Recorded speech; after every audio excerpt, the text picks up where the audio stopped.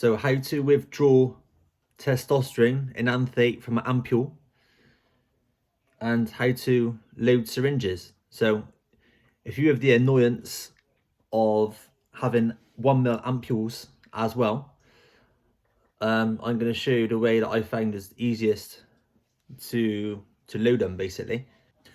So the best way to open these ampules, I find, there's a dot on most of these. If you can see that, there's a dot on there.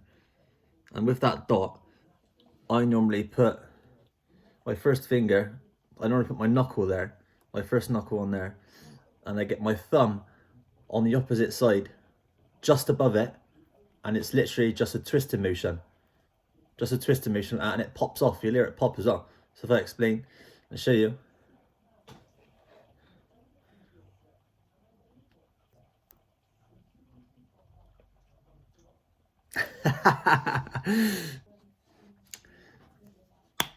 There we go. How easy was that? How easy was that the second time? Strange. So there we go. The top's off. Whack it on the desk. Make sure it's a firm, steady surface. And then, what have I done with that? There we go. I've got an 18 gauge needle there.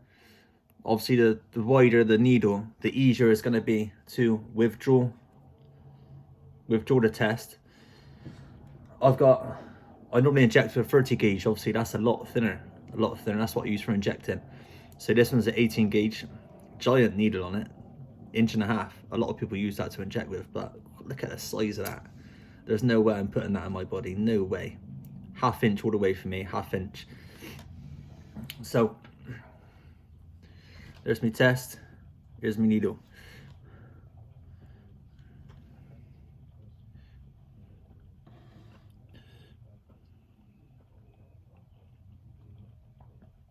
I'm not the best at doing this,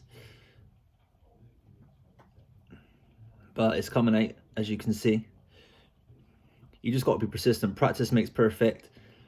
I'm by nowhere near means perfect yet. No way. I don't think I ever will be.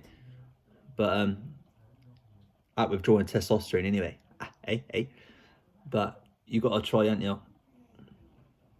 Otherwise, I won't be on TRT. It's quite scary, man. Doing all this in TRT, sticking a needle in you is a bit daunting, but you get used to it. You will get used to it. I'm nearly 3 weeks in now, and I'm in the swing of things already. So that's that nearly done. And there we go.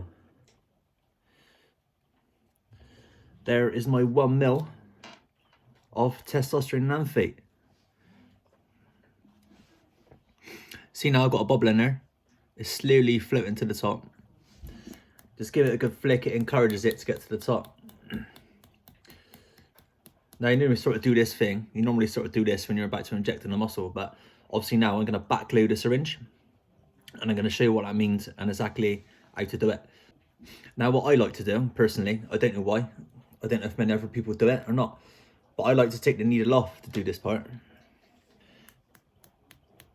Otherwise, it just squirts out the top of the needle and sort of gets everywhere.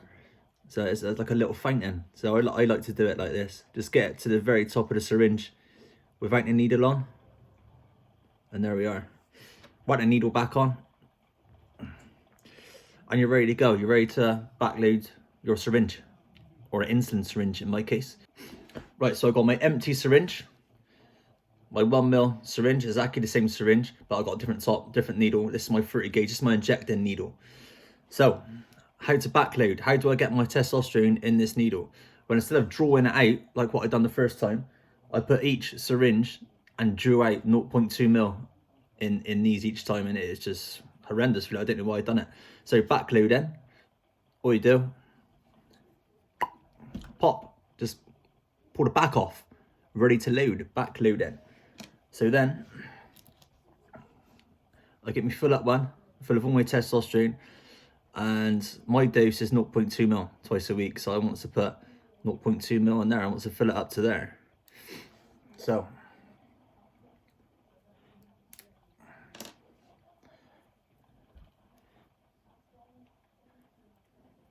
I do everything slow. I know you don't need to do this. You don't need to do this fast or slow, really. Just do it at your own pace, but I like to take everything slow, just so I know I'm going to get the correct measurements. What have I done it on camera properly?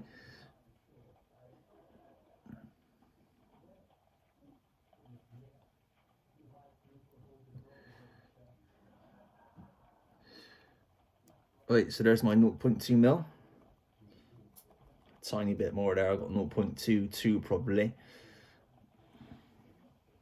but that don't matter. Get E back on there. Right, and now this is a bit where you can mess up. So I'm getting the back on there, right? But I'm not pushing it in yet. Do not push it in, because all the air will force that testosterone to come out the needle. So once you've done that, just get it in place. Get it in place, ready to go. Wait for the testosterone to get back to the bottom. You'll get an air bubble going to the top. I wait for it to completely load back up, look. I don't want to waste any testosterone. I've done plenty of that. So there we go. Once the test is up back to the bottom, just push the plunger back in. There we go, he's slotted back in now. I'm going to give it a few flicks.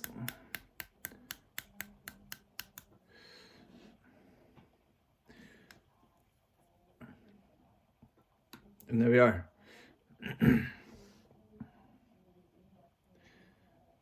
Right. There we are. Ready to go. So as I said before, I like to take the needle off just to get the test right back to the top of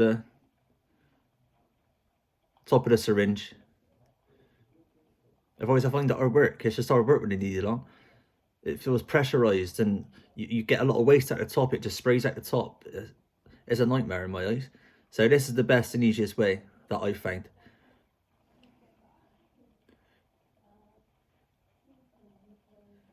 So there we are. Right at the top there. Like I said, I put a little bit too much in, 0.22 there probably. But that's alright, I'll just put 0.8 in a couple of days' time.